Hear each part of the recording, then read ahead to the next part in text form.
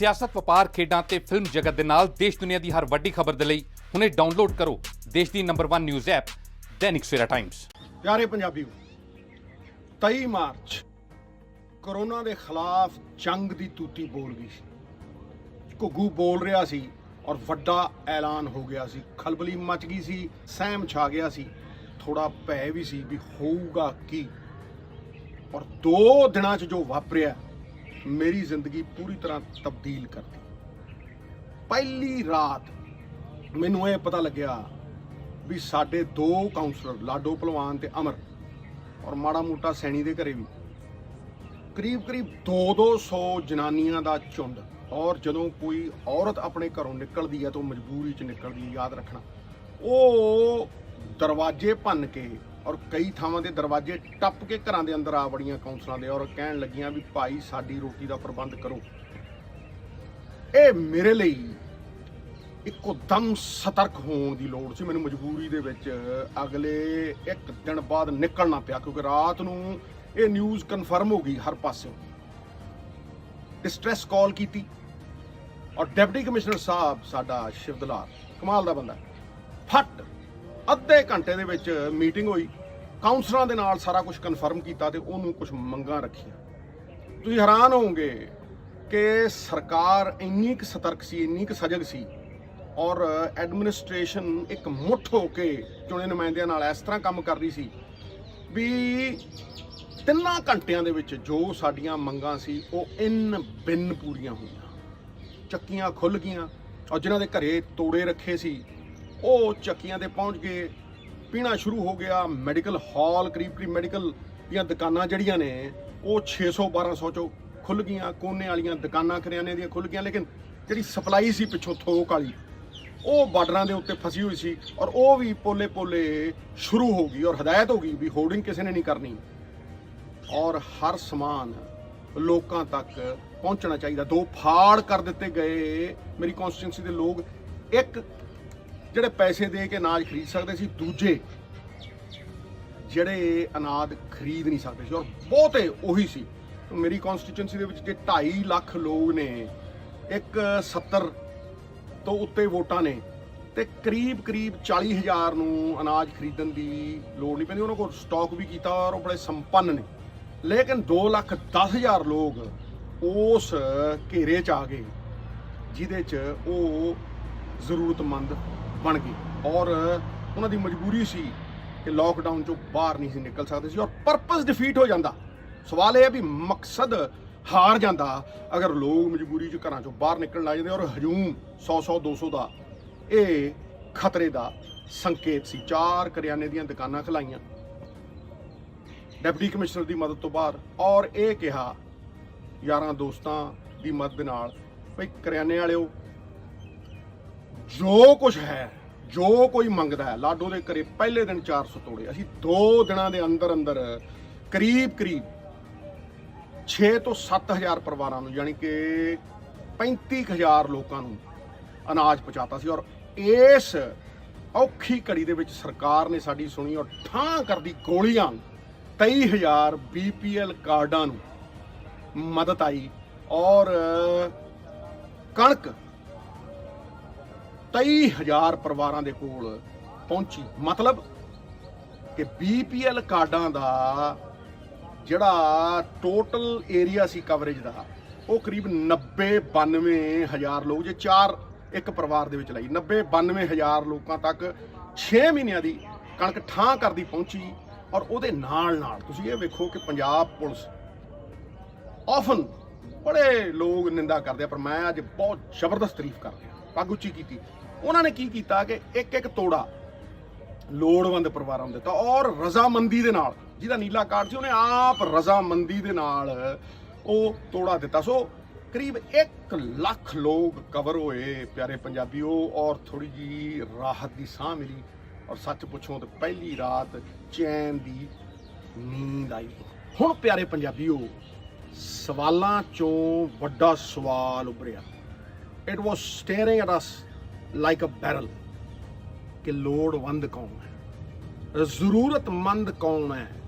ਕਿਉਂਕਿ ਇਹ ਜ਼ਰੂਰੀ ਨਹੀਂ ਕਿ ਜਿਹਦੇ ਕੋਲ BPL ਕਾਰਡ ਹੈ ਉਹ ਗਰੀਬ ਹੋਵੇ, ਮਜ਼ਲੂਮ ਹੋਵੇ ਜਾਂ ਕਤਾਰ 'ਚ ਖੜੋਤਾ ਆਖਰੀ ਆਦਮੀ ਹੋਵੇ। ਔਰ ਇਹ ਵੀ ਜ਼ਰੂਰੀ ਨਹੀਂ ਕਿ ਜਿਹੜਾ ਅਸਲੀ ਗਰੀਬ ਹੋਵੇ ਉਹਦੇ ਕੋਲ ਪੱਕਾ ਹੀ ਨੀਲਾ ਕਾਰਡ ਹੋਵੇ। ਇਹ ਬਹੁਤ ਵੱਡਾ ਮੁੱਦਾ ਹੈ ਔਰ ਇਹਦਾ ਇਸਤਕਬਾਲ ਡਿਪਟੀ ਕਮਿਸ਼ਨਰ ਨੇ ਵੀ ਕੀਤਾ। ਹਰੇਕ ਕਾਉਂਸਲਰ ਨੇ ਕਿਹਾ ਕਿ ਜੀ ਇਹ ਗੁੱਥੀ ਹੈ ਜਿਹੜੀ ਸੁਲਝਾਉਣੀ ਪਊ। ਹੁਣ ਔਨ ਦਾ ਕੰਟਰਰੀ ਜੇ ਮੈਂ ਦੇਖਦਾ ਸਾਡਾ ਵੋਟਾਂ ਦਾ ਸਿਸਟਮ ਫੂਲ ਪ੍ਰੂਫ ਹੈ। ਸਾਨੂੰ ਇਹ ਪਤਾ ਹੈ ਹਰ ਸਾਲ ਰਿਵਿਊ ਹੁੰਦਾ ਹੈ ਕਿ ਕਿੰਨੀਆਂ ਬਣੀਆਂ ਕਿੰਨੀਆਂ ਕੱਟ ਗਈਆਂ। ਜਿਹੜਾ ਮੜ ਗਿਆ ਕੰਪਿਊਟਰ ਦੇ ਵਿੱਚੋਂ ਠਾਂ ਕਰਦਾ ਉਹਦਾ ਨਾਮ ਬਾਹਰ ਚਲਿਆ ਗਿਆ। ਲੇਕਿਨ ਅਗਰ ਤੁਸੀਂ ਦੇਖੋ ਕਿ ਇੱਕ ਅਫਸਰ 17 ਸਾਲ ਦੇ ਮੁੰਡੇ ਨੂੰ ਵੋਟ ਨਹੀਂ ਪਾਉਣ ਦਿੰਦਾ, 17 ਸਾਲ ਦੇ ਮੁੰਡੇ ਦੀ ਵੋਟ ਬਿਲਕੁਲ ਨਹੀਂ ਬਣੀ ਹੋਈ ਔਰ ਉਹਨੂੰ ਪਤਾ ਵੀ 17 ਦਾ ਕੌਣ ਹੈ ਤੇ 18 ਦਾ ਕੌਣ ਹੈ। ਲੇਕਿਨ ਕਤਾਰ 'ਚ ਖੜੋਤਾ ਆਖਰੀ ਲਾਚਾਰ ਆਦਮੀ ਉਹਦਾ ਪੱਕਾ ਯਕੀਨ ਨਹੀਂ ਹੈ।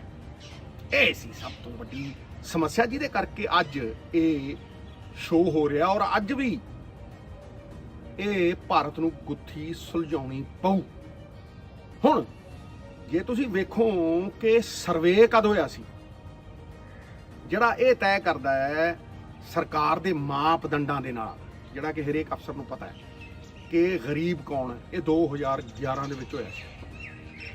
10 ਸਾਲ ਪਹਿਲਾਂ ਨੈਸ਼ਨਲ ਫੂਡ ਸਿਕਿਉਰਿਟੀ ਐਕਟ ਦੇ ਅਧੀਨ ਉਦੋਂ ਇਸ ਦੇਸ਼ ਦੀ ਆਬਾਦੀ 120 ਕਰੋੜ ਸੀ ਪਿਆਰੇ ਪੰਜਾਬੀ ਔਰ 67% ਫੂਡ ਸਿਕਿਉਰਿਟੀ ਐਕਟ ਕਹਿੰਦਾ 67% ਲੋਕ ਉਹਦੇ ਵਿੱਚੋਂ BPL ਦੇ ਅਧੀਨ ਆਉਂਦੇ ਆ।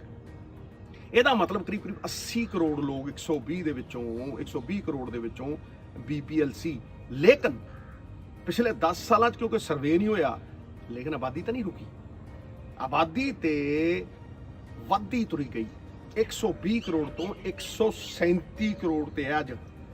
ਇਹਦਾ ਮਤਲਬ ਕਰੀਬ 67% ਜੇ 17 ਕਰੋੜ ਦਾ ਲੱਭੋਗੇ ਤੇ ਕਰੀਬ 10 ਕਰੋੜ ਲੋਕ ਇਹੋ ਜਿਹੇ ਨੇ ਜਿਹੜੇ ਲੋੜਵੰਦਾਂ ਦੇ ਵਿੱਚ ਆ ਗਏ। ਹੁਣ ਐਂ ਪੰਜਾਬ ਨੂੰ ਲੈ ਲਓ, ਕਿਉਂਕਿ ਪੰਜਾਬ ਸੂਬਾ ਹੈ ਵਿੱਚ ਹਿੰਦੁਸਤਾਨ ਦੇ, ਠੀਕ ਨਹੀਂ। ਹੁਣ ਪੰਜਾਬ ਦੀ ਆਬਾਦੀ 2 ਕਰੋੜ 77 ਲੱਖ ਸੀ 2011 ਦੇ ਵਿੱਚ ਤੇ ਅੱਜ ਜਿਹੜੀ ਨੀਤੀ ਆਯੋਗ ਹੈ ਸਭ ਤੋਂ ਵੱਡਾ ਥਿੰਕ ਟੈਂਕ ਸਰਕਾਰ ਦਾ, ਭਾਰਤ ਸਰਕਾਰ ਦਾ, ਉਹਦੀ ਪ੍ਰੋਜੈਕਸ਼ਨ ਹੈ, ਐਗਜ਼ੈਕਟ ਨਹੀਂ ਪਰ ਉਹਦੀ ਪ੍ਰੋਜੈਕਸ਼ਨ ਹੈ ਵੀ 2020 ਦੇ ਵਿੱਚ ਪੰਜਾਬ ਦੀ ਜਿਹੜੀ ਪਾਪੂਲੇਸ਼ਨ ਹੈ 298 ਤੋਂ ਉੱਪਰ ਹੋਊ।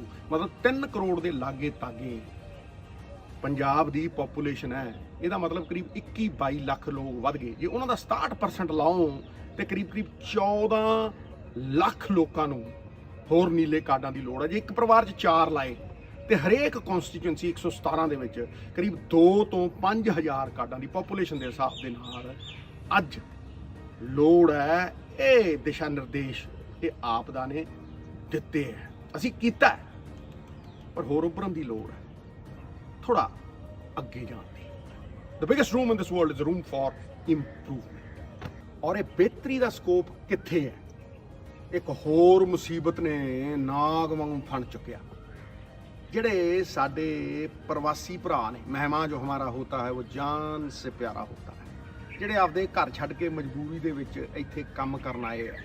ਹੁਣ ਉਹਨਾਂ ਦੇ ਜਿਹੜੇ ਨੀਲੇ ਕਾਰਡ ਨੇ ਜਾਂ ਉਹਨਾਂ ਦਾ ਜਨ ਧਨ ਅਕਾਊਂਟ ਆਪਾਂ ਲਾਈਏ, ਉਹ ਉਹਨਾਂ ਦੇ ਆਪਦੇ ਘਰਾਂ 'ਚ। ਹੁਣ ਜਦੋਂ ਉਹਦੀ ਰੋਜ਼ੀ ਰੋਟੀ ਬੰਦ ਹੋਈ, ਉਹਦੇ 4 ਪੈਸੇ ਜਿਹੜੇ ਰੋਜ਼ ਕਮਾਉਂਦਾ ਸੀ ਉਹ ਬੰਦ ਹੋਏ, ਉਹ ਪੈਦਲ ਤੁਰ ਗਿਆ। ਲੇਕਿਨ ਪੰਜਾਬ 'ਚ ਨਹੀਂ ਹੋਇਆ ਮਿੱਤਰੋ। ਕਿਉਂ ਨਹੀਂ ਹੋਇਆ? ਕਿਉਂਕਿ ਇੱਥੇ ਬਾਬੇ ਦੀ ਵਿਚਾਰਧਾਰਾ ਹਰ ਬੰਦੇ 'ਚ ਅਲਖ ਜਗਾਉਂਦੀ ਹੈ, ਜੋਤ ਜਗਾਉਂਦੀ ਹੈ। ਇੱਕ ਓਂਕਾਰ ਲੰਗਰ ਦੀ ਜੋਤ ਜਗਾਉਂਦੀ ਹੈ, ਆਪਸੀ ਭਾਈਚਾਰੇ ਦੀ ਜੋਤ ਜਗਾਉਂਦੀ ਹੈ, ਵੰਡ ਕੇ ਛਕਣ ਦੀ ਜੋਤ ਜਗਾਉਂਦੀ ਹੈ। ਪਿਆਰੇ ਦੋਸਤੋ, ਲੰਗਰ ਹੋਣ, NGOਆਂ ਦਾ ਸਾਥ ਹੋਵੇ, ਐਡਮਿਨਿਸਟ੍ਰੇਸ਼ਨ ਹੋਵੇ, ਇਹ ਤੰਤਰ ਐ ਉੱਭਰਿਆ ਇਕੱਠਿਆਂ ਹੋ ਕੇ, ਚਾਹੇ ਪੁਲਿਸ ਵਾਲੇ ਭਰਾ ਹੋਣ, ਸਾਰਿਆਂ ਨੇ ਰਲ ਕੇ ਚੁਣੇ ਨੁਮਾਇੰਦੇ ਹੋਣ, ਕਾਉਂਸਲ ਹੋਣ, ਮੇਅਰ ਹੋਣ, ਡਿਪਟੀ ਕਮਿਸ਼ਨਰ ਹੋਵੇ, MLA MP, ਸਭ ਇੱਕ ਮੁੱਠੀ ਵਾਂਗ ਸੀ। ਬੰਦ ਮੁੱਠੀ ਲੱਖ ਦੀ ਤੇ ਖੁੱਲੀ ਕੱਖ ਦੀ। ਇੱਥੋਂ ਨਹੀਂ ਜਾਣ ਦਿੱਤੇ ਅਸੀਂ ਪ੍ਰਵਾਸੀ ਭਰਾ। ਲੇਕਿਨ ਅਗਰ ਆਧਾਰ ਕਾਰਡ ਦੇ ਨਾਲ ਲਿੰਕ ਹੋ ਜਾਣ ਤੇ ਸਿਸਟਮ ਨੂੰ ਰੀਡਿਜ਼ਾਈਨ ਕਰਨ ਦੀ ਲੋੜ ਹੈ। ਔਰ ਇਸ ਕਤਾਰ 'ਚ ਅਖੀਰ ਦੇ ਵਿੱਚ ਖੜੇ ਰੋਜ਼ਮਰਾ ਦੀ ਜ਼ਿੰਦਗੀ ਦੇ ਵਿੱਚ ਦਿਹਾੜੀ ਕਰਕੇ ਆਪਣੀ ਰੋਜ਼ੀ ਰੋਟੀ ਬਾਹਰ ਕਮਾਉਣ ਵਾਲੇ ਲੋਕਾਂ ਨੂੰ ਕਿਤੇ ਹਿੱਲਣਾ ਨਾ ਪਵੇ, ਉਹਨਾਂ ਨੂੰ ਜਿੱਥੇ ਨੇ ਉੱਥੇ ਲੋੜ ਪਹੁੰਚੇ। ਪਿਆਸਾ ਖੂਹ ਕੋਲ ਨਾ ਜਾਵੇ, ਆਪਦਾ 'ਚ ਖੂਹ ਪਿਆਸੇ ਕੋਲ ਆਵੇ। ਪਰ ਵੀਰੋ ਸਾਡੀ ਸਰਕਾਰ ਇਹ ਸਮਝਦੀ ਸੀ, ਇਸ ਕਰਕੇ ਚੀਫ ਮਿਨਿਸਟਰ ਅਮਰਿੰਦਰ ਸਿੰਘ ਜੀ ਨੇ 10 ਲੱਖ ਤੋੜਾ 117 ਕਨਸਟੀਚੁਐਂਸੀਆਂ ਦੇ ਵਿੱਚ ਭੇਜਣ ਦਾ ਐਲਾਨ ਕੀਤਾ BPL ਤੋਂ ਹਟ ਕੇ। ਉਹ ਇਹ ਸਮਝਦੇ ਸੀ ਕਰੀਬ 9000 ਤੋੜਾ ਹਰੇਕ ਕਨਸਟੀਚੁਐਂਸੀ ਦੇ ਵਿੱਚ। ਸਾਡੇ ਕੋਲ 1 ਮਹੀਨੇ 'ਚ ਆਇਆ ਉਹ, ਕਿਉਂਕਿ ਸਮਝਦੇ ਸੀ ਅਸੀਂ ਵੀ ਸਰਕਾਰ ਦੀ ਮਜਬੂਰੀ ਹੈ। 1 ਮਹੀਨੇ 'ਚ ਅੱਧਾ ਆਇਆ। ਮੈਂ ਕਹਿੰਦਾ ਜੇ ਪੂਰਾ ਵੀ ਆ ਜਾਂਦਾ, ਤੁਸੀਂ 10,000 ਵੀ ਲਾ ਲਓ, ਤੇ ਕਰੀਬ 50,000 ਲੋਕਾਂ ਦਾ ਹੱਲ ਹੁੰਦਾ ਜਿਹੜੇ BPL ਦੇ ਅੰਡਰ ਆਉਂਦੇ ਆ। ਲੇਕਿਨ ਇਹ ਸਮੱਸਿਆ ਬਹੁਤ ਅੱਗੇ ਵੱਧ ਗਈ ਸੀ। ਹੁਣ ਇਹਦੇ ਚਪੇਟੇ ਦੇ ਵਿੱਚ, ਇਹਦੇ ਦਾਇਰੇ ਦੇ ਵਿੱਚ ਉਹ ਲੋਕ ਆ ਗਏ ਜਿਹੜੇ BPL ਦੇ ਅੰਡਰ ਨਹੀਂ ਗਏ, ਕਿਉਂਕਿ ਇਹ ਅਸਾਧਾਰਨ ਸਿਚੁਏਸ਼ਨ ਸੀ। ਹੋਟਲਾਂ ਦੇ ਲੋਕ, ਜਿਹੜੇ ਰੈਸਟੋਰੈਂਟਾਂ 'ਚ ਕੰਮ ਕਰਦੇ ਸੀ, ਉਹ ਲੋਕ ਜਿਹੜੇ ਛੋਟੀਆਂ ਚਾਹ ਦੀਆਂ ਦੁਕਾਨਾਂ ਚਲਾਉਂਦੇ ਸੀ, ਮੌਲਾਂ 'ਚ ਕੰਮ ਕਰਦੇ ਸੀ, ਉਹ ਲੋਕ। ਹੁਣ ਇਹ ਇੱਕ ਅਸਾਧਾਰਨ ਸਿਚੁਏਸ਼ਨ ਸੀ ਜਿਹਦੇ ਵਿੱਚ ਛੋਟੇ ਐਂਟਰਪ੍ਰੀਨਰ, ਜਿਹਨੂੰ ਕਹਿੰਦੇ ਆਪਾਂ MSME, ਔਰ ਉਹਨਾਂ ਨੂੰ ਚਲਾਉਣ ਵਾਲੇ ਜਿਨ੍ਹਾਂ ਦਾ ਛੋਟੇ ਰੁਜ਼ਗਾਰ ਨੇ। ਕੋਈ ਛੋਲਿਆਂ ਦੀ ਰੇਹੜੀ ਲਾਈ ਬੈਠਾ ਹੈ, ਕੋਈ ਕਿਸੇ ਹੋਰ ਚੀਜ਼ ਦੀ ਰੇਹੜੀ ਲਾਈ ਬੈਠਾ ਹੈ, ਕੋਈ ਭਟੂਰਿਆਂ ਦੀ ਰੇਹੜੀ ਲਾਈ ਬੈਠਾ ਹੈ, ਕੋਈ ਕਿਤੇ ਛੋਟਾ ਕੰਮ ਕਰ ਰਿਹਾ, ਦਿਹਾੜੀ ਕਰ ਰਿਹਾ, ਉਹ ਸਾਰੇ ਇਹਦੇ ਚਪੇਟੇ ਜਾ ਕੇ। ਖਾਸ ਤੌਰ ਤੇ ਜਿਹੜੇ ਓਲਾ ਚਲਾਉਂਦੇ, ਊਬਰ ਚਲਾਉਂਦੇ, ਉਹਨਾਂ ਦੀ 15,000 ਦੀ ਇਨਕਮ ਹੈ। ਲੇਕਿਨ ਇਸ ਪਰਿਸਥਿਤੀ ਦੇ ਵਿੱਚ, ਇਸ ਅਸਾਧਾਰਨ ਐਕਸਟਰਾ ਆਰਡੀਨਰੀ ਸਿਚੁਏਸ਼ਨ ਦੇ ਵਿੱਚ ਉਹ ਜ਼ਰੂਰਤਮੰਦ ਬਣ ਗਏ, ਉਹ ਲੋੜਮੰਦ ਬਣ ਗਏ। ਹੁਣ ਜੇ ਸਿਚੁਏਸ਼ਨ ਔਰ ਪਰਿਸਥਿਤੀ ਐਕਸਟਰਾ ਆਰਡੀਨਰੀ ਸੀ, ਤੇ ਫਿਰ ਪਰਿਸਥਿਤੀ ਦੇ ਅਨੁਸਾਰ ਆਪਣੇ ਆਪ ਨੂੰ ਢਾਲਣ ਦੀ ਲੋੜ ਹੈ, ਔਰ ਅਨੁਕੂਲ ਪਰਿਸਥਿਤੀਆਂ ਪੈਦਾ ਕਰਨ ਦੀ ਲੋੜ ਹੈ। ਸਮਾਧਾਨ ਔਰ ਸੋਲੂਸ਼ਨ ਵੀ ਐਕਸਟਰਾ ਆਰਡੀਨਰੀ ਹੋਊਗਾ, ਅਸਾਧਾਰਨ। ਔਰ ਇਹਦੀ ਖਾਸ ਵਜ੍ਹਾ ਇਹ ਵੀ ਹੈ ਪਿਆਰੇ ਪੰਜਾਬੀਓ, ਕਿ ਜਿਹੜੇ ਲੋਅਰ ਮਿਡਲ ਕਲਾਸ ਔਰ ਮਿਡਲ ਕਲਾਸ ਲੋਕ ਵੀ ਨੇ, ਜਿਹੜੇ ਸਾਡੀ ਆਨ ਬਾਨ ਸ਼ਾਨ ਹੈ, ਜਿਹੜੇ ਰਿਸੈਸ਼ਨ ਦੇ ਵਿੱਚ, ਜਿਨ੍ਹਾਂ ਦੀਆਂ ਸੇਵਿੰਗਸ ਕਰਕੇ ਸਾਡੀ ਇਕਨੋਮੀ ਕਦੇ ਡਿੱਗੀ ਨਹੀਂ, ਉਹਨਾਂ ਦੇ ਵੀ ਰਾਤਾਂ ਦੇ ਹਨੇਰਿਆਂ ਦੇ ਵਿੱਚ ਫੋਨ ਆਉਣ ਲੱਗ ਗਿਆ, ਔਰ ਟੀਸ ਪੈਂਦੀ ਹੈ ਦਿਲ 'ਚ। ਔਰ ਅਸੀਂ ਕਿਸੇ ਦਾ ਨਾਮ ਲਏ ਬਗੈਰ ਆਪਣੇ ਵੱਲੋਂ ਜੋ ਤਿਲ ਫੁੱਲ ਸਾਡੇ ਤੋਂ ਜੁੜਿਆ ਉਹ ਪਹੁੰਚਾਇਆ। ਇਸ ਕਰਕੇ ਪਰਿਸਥਿਤੀਆਂ ਕੁਝ ਅੱਡ ਨੇ, ਹਟ ਕੇ ਨੇ, ਔਰ ਇਲਾਜ ਵੀ ਹਟ ਕੇ। ਹੁਣ ਜਿਹੜਾ ਹਟ ਕੇ ਔਰ ਅਲੱਗ out of the box solution ਹੈ, ਉਹ ਤੇ ਸਥਾਈ ਨਹੀਂ, ਟੈਂਪਰੇਰੀ ਹੈ, ਕਿਉਂਕਿ ਇਸ ਵਕਤ ਜ਼ਰੂਰਤ ਹੈ। ਔਰ ਇੱਕ ਲੌਂਗ ਟਰਮ ਸੋਲੂਸ਼ਨ ਹੈ। ਮੈਂ ਦੋਨਾਂ ਦੀ ਗੱਲ ਕਰੂੰਗਾ ਪਿਆਰੇ ਪੰਜਾਬੀਓ। ਪਹਿਲੀ ਚੀਜ਼ ਤਾਂ ਜਿਹੜੀ ਫੂਡ ਕਾਰਪੋਰੇਸ਼ਨ ਆਫ ਇੰਡੀਆ ਔਰ ਹੋਰ ਬੜੀਆਂ ਏਜੰਸੀਆਂ, ਉਦਾਹਰਨ ਦੇ ਤੌਰ ਤੇ ਨੈਫੈਡ, ਇਹ ਜਿਹੀਆਂ ਕਿੰਨੀਆਂ ਹੋਰ ਏਜੰਸੀਆਂ ਨੇ, ਉਹਨਾਂ ਕੋਲ ਜਿਹੜਾ ਬਫਰ ਸਟਾਕ ਹੈ, ਜਿੰਨੇ ਦੀ ਸਾਨੂੰ ਜ਼ਰੂਰੀ ਲੋੜ ਹੈ, ਉਹਦੇ ਤੋਂ ਉੱਤੇ ਸਟਾਕ ਪਿਆ। ਕਰੀਬ 50 ਮਿਲੀਅਨ ਟਨ ਚੌਲ ਪਿਆ, 27.6 ਮਿਲੀਅਨ ਟਨ ਕਣਕ ਪਈ ਹੈ, ਔਰ ਹੁਣ ਸੀਜ਼ਨ ਦਾ ਅੰਤ ਆਉਂਦੇ ਹੀ ਕਰੀਬ 40 ਮਿਲੀਅਨ ਟਨ ਕਣਕ ਹੋਰ ਆ ਜਾਣੀ ਹੈ। ਇਹ ਸਾਡਾ ਰਬੀ ਕ੍ਰੌਪ ਹੈ। ਇਹਦਾ ਮਤਲਬ ਜੋ ਜ਼ਰੂਰਤ ਹੈ ਉਹਨੂੰ 3 ਤੋਂ 4 ਗੁਣਾ ਜ਼ਿਆਦਾ ਸਾਡੇ ਕੋਲ ਲੋੜ ਹੈ। ਅੱਜ ਜਦੋਂ ਗਰੀਬ ਨੂੰ ਉਹਦੇ ਪਾਪੀ ਪੇਟ ਦਾ ਸਵਾਲ ਬਣਿਆ, ਅੰਨ ਦੀ ਲੋੜ ਹੈ, ਸਰਕਾਰ ਗੋਦਾਮ ਖੋਲ ਦੇਵੇ, ਕਿਉਂਕਿ ਤੰਤਰ ਬਣਿਆ ਹੋਇਆ ਹੈ ਆਲਰੇਡੀ। ਇੱਕ system, necessity is the mother of invention, ਕਿ ਜਦੋਂ ਜ਼ਰੂਰਤ ਹੁੰਦੀ ਹੈ ਤੇ ਸਿਸਟਮ ਆਪੇ ਬਣਦਾ ਹੈ, ਕੁਦਰਤ ਬਣਾ ਦਿੰਦੀ ਹੈ। ਜਿਸ ਤਰ੍ਹਾਂ ਹੁਣ ਚੁਣੇ ਨੁਮਾਇੰਦੇ ਤੇ ਐਡਮਿਨਿਸਟ੍ਰੇਸ਼ਨ ਇੱਕ ਜੁੱਟ ਹੋ ਕੇ ਪੰਜੇ ਉਂਗਲਾਂ ਇਕੱਠੀਆਂ ਨੇ, ਉਸ ਸਿਸਟਮ 'ਚ ਜਿਹੜਾ 30% ਵੋਇਡ ਰਹਿ ਗਿਆ, ਵੈਕਿਊਮ ਰਹਿ ਗਿਆ, ਉੱਪਰ 30% ਖਾਲੀਪਣ ਹੈ, ਉਹ ਇਹ ਅਨਾਜ ਦੇ ਗੋਦਾਮ ਖੋਲ੍ਹਣ ਦੇ ਨਾਲ ਅਸੀਂ 20 ਤੋਂ 25% ਭਰ ਸਕਦੇ ਹਾਂ, ਔਰ ਮੁਕੰਮਲ ਕਰ ਸਕਦੇ ਹਾਂ ਅੱਜ ਆਪਦਾ ਦਾ। ਕਿਉਂਕਿ ਆਪਦਾ ਦਾ ਪਤਾ ਨਹੀਂ, ਇਹ ਅਨਸਰਟਨਟੀ ਹੈ ਇੱਕ, ਔਰ ਇਹ ਨਹੀਂ ਪਤਾ ਕਿ ਇਹ ਮਹੀਨਾ ਚੱਲੂ, 1.5 ਮਹੀਨਾ ਚੱਲੂ। ਲੇਕਿਨ ਜੇ ਅੱਜ ਗੋਦਾਮ ਖੁੱਲ ਜਾਂਦੇ ਆ ਤਾਂ 2 ਮਹੀਨੇ ਦਾ ਕੋਟਾ ਹੋਰ ਪੂਰਾ ਹੋ ਜਾਂਦਾ ਹੈ। ਅਸੀਂ ਅੱਜ ਤੱਕ ਤੇ ਪੂਰਾ ਆਪਦਾ ਨਿਭਾਤਾ, ਲੇਕਿਨ ਜੇ ਅੱਗੇ ਜਾਂਦੀ ਹੈ ਤੇ ਫਿਰ ਹੱਥ ਖੜੇ ਵੀ ਹੋ ਜਾਣੇ ਕਈਆਂ ਦੇ। ਪਿਆਰੇ ਪੰਜਾਬੀਓ, ਇਹਦੇ ਨਾਲ ਸੋਨੇ ਤੇ ਸੁਹਾਗਾ ਹੋਊ, ਨਾਲੇ ਪੁੱਲ ਨਾਲੇ ਫਲੀਆਂ। ਜਿਹੜੇ ਹੋਰਡਿੰਗ ਕਰਦੇ ਆ ਨਾ ਔਰ ਕੀਮਤਾਂ ਵਧਾ ਦਿੰਦੇ ਆ, ਠਾਂ ਕਰਦੀਆਂ ਕੀਮਤਾਂ ਥੱਲੇ ਆਉਣਗੀਆਂ, ਔਰ ਇੱਕ ਰੇਟ ਦੇ ਉੱਤੇ ਸਰਕਾਰ ਨੂੰ ਪੂਰਾ ਭਰਪੂਰ ਫਾਇਦਾ ਮਿਲੂ। ਮਿਊਚੁਅਲ ਸਿੰਬਾਇਸਿਸ, ਦੋਨੇ ਪਾਸੇ ਫਾਇਦਾ ਹੀ ਫਾਇਦਾ। ਹੁਣ ਜਿਹੜਾ ਲੌਂਗ ਟਰਮ ਸੋਲੂਸ਼ਨ ਹੈ ਉਹ ਇਹ ਹੈ ਕਿ ਜਿੱਦਾਂ ਅਧਿਕਾਰੀ ਵੋਟਾਂ ਬਣਾਉਂਦੇ ਆ ਔਰ ਹਰ ਸਾਲ ਰਿਵਿਊ ਕਰਦੇ ਆ, ਉਸੇ ਤਰ੍ਹਾਂ ਇੱਕ ਫੂਲ ਪ੍ਰੂਫ ਸਿਸਟਮ ਹੋਵੇ ਜਿਹੜਾ ਮੈਰਿਟ ਨੂੰ ਆਨਰ ਕਰੇ ਔਰ ਅਸਲੀ ਗਰੀਬ ਦੀ ਪਛਾਣ ਕਰੇ ਔਰ ਨੀਲੇ ਕਾਰਡ ਉਹਦੇ 'ਚ ਐਡੀਸ਼ਨ ਕਰੇ। ਔਰ ਫਿਰ ਜਦੋਂ ਵੀ ਆਪਦਾ ਆਉਂਦੀ ਹੈ ਡਿਜ਼ਾਸਟਰ ਮੈਨੇਜਮੈਂਟ ਦੇ ਅੰਡਰ ਸਰਕਾਰ ਇਹ ਅਗਨੀ ਪ੍ਰੀਖਿਆ ਤੋਂ ਇੱਕ ਬਹੁਤ ਵੱਡੀ ਔਰ ਪਾਸ ਤੇ ਪੂਰੀ ਤਰ੍ਹਾਂ ਹੋ ਗਈ ਹੈ ਸਰਕਾਰ, ਇਹ ਬਹੁਤ ਵੱਡੀ ਸਿੱਖ ਲਵੇ ਕਿ ਇਹਦੇ 'ਚ ਰਿਸਕ ਫੈਕਟਰ 'ਚ ਆਉਣ ਵਾਲੇ ਜਿਹੜੇ ਬੰਦੇ, ਓਲਾ ਊਬਰ ਚਲਾਉਣ ਵਾਲੇ ਛੋਟੇ ਐਂਟਰਪ੍ਰੈਨਰ, ਰੇਹੜੀ ਲਾਉਣ ਵਾਲੇ ਬੰਦੇ ਜਿਹੜੇ ਚਪੇਟ 'ਚ ਆਉਂਦੇ ਆ, ਉਹਨਾਂ ਦੀ ਵੀ ਲਿਸਟ ਬਣਾਵੇ।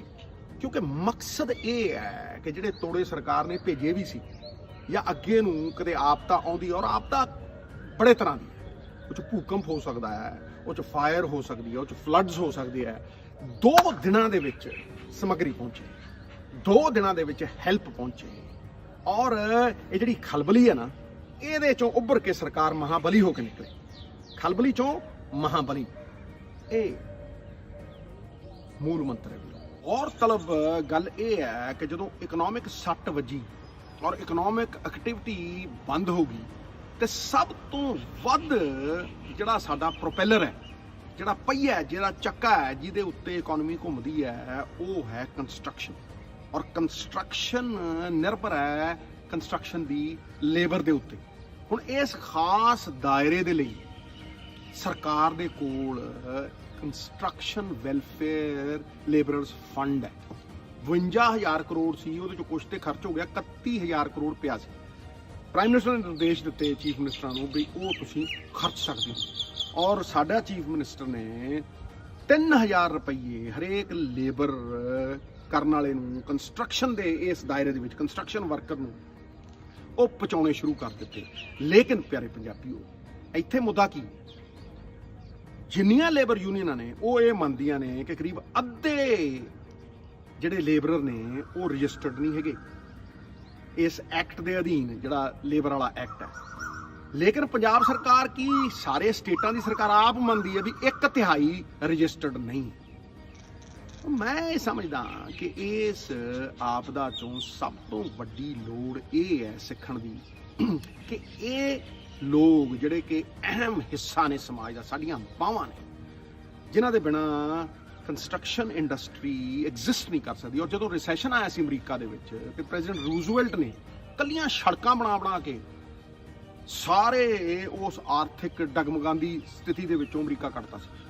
ਇਹ ਕੰਸਟਰਕਸ਼ਨ, ਜਦੋਂ ਸਸਤੀ ਰੇਤ ਮਿਲਦੀ ਹੈ, ਸੀਮੈਂਟ ਮਿਲਦਾ ਹੈ, ਕੰਸਟਰਕਸ਼ਨ ਧੜਕਣ ਬਣ ਜਾਂਦੀ ਹੈ ਰਿਵਾਈਵਲ ਦੀ। ਇਸ ਕਰਕੇ ਇਹ ਬਹੁਤ ਜ਼ਰੂਰੀ ਹੈ ਕਿ ਉਹ ਰਜਿਸਟ੍ਰੇਸ਼ਨ ਹੋਵੇ ਔਰ ਪੂਰੀ ਤਰ੍ਹਾਂ ਮੁਕੰਮਲ ਹੋਵੇ। ਛੋਟੀਆਂ ਛੋਟੀਆਂ ਚੀਜ਼ਾਂ ਦੇ ਨਾਲ ਪੂਰਨਤਾ ਮਿਲਦੀ ਹੈ ਪਿਆਰੇ ਪੰਜਾਬੀਓ, ਔਰ ਪੂਰਨਤਾ ਕਿਤੇ ਛੋਟੀ ਚੀਜ਼ ਹੈ।